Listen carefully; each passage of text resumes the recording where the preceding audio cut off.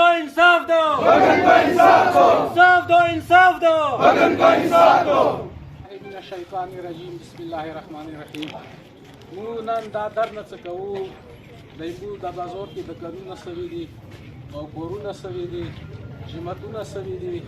او قرآن مسجدونه سوي دي خو مو دا غټې میاشتې به راشولې حکومت یې موږ څه غور نه غواړي حکومت نه موږ اپیل کوو دا سوال کوو د دکاندارانو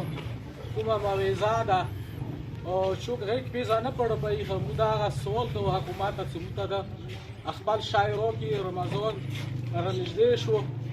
مقصد یې څه درو ورځو کې نه نه که بیا میلو نشوه بیا کېدای شي چې موږ دا روډ آباد کړو هر چا دپاره و بیابان وي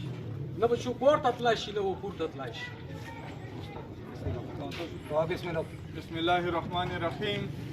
ایمو په بګن په 22 نومبر باندې کومه لښکرکشي وشوه هغه کې مو د کندهاران ټول د قانونه کورونه اوسو د څوره خالي د ټول د کندهاران دي او دریمې میاشتې پرې مو کوم قومي مشران دي هغه مو ټول خاموش کېنولي وو خیمو خاموشۍ نه د مو ګورنمنټ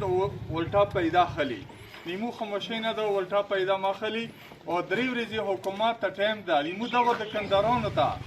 څوره توان شویه سره د کورونو څخه میلاب نشي په دغه روډ باندې ګورنمنټ ته با بند وي دا روډ او کنوایان یې با بند وي ایمو کوم ګورنمنټ ده هغه سلوک مو سره شروع کړی چې یو سړی بیمار وي یو روغ وي ای بیمار علاج نه کوي په چنور کې روغ حالات یو علاج شروع کړی دغه د کندهارانو د پښتنو کې ګورنمنټ درو ورځو کې څه دغه ته خپل کوم توان شوی میلاب نه شو دا سره کوم روډ ده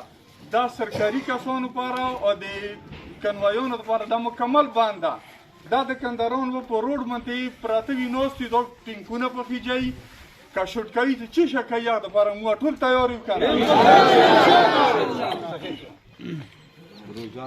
دا 22 نومبر باندې چې کومه واقعه شوې ده حادثه شوې ده رښتیا خبرې مو هلته پر امن درنه کېنولې ده خو دا د کندهاران چې کوم دي حقیقت ته څه ډېر غټ نقصان شوی ده په کروړو نقصان یې شوی دی وایي د کندهار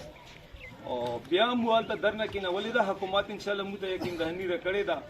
نو دوی ته مو بور یایو چې خیر ده تاسو لږ صبر وکړئ خو دوی یایي چې دا رمضان روغلو مو د درې میاشتې هڅه کوم ده تاسو ته پاته یاست نن مو د کروړانو ملکانو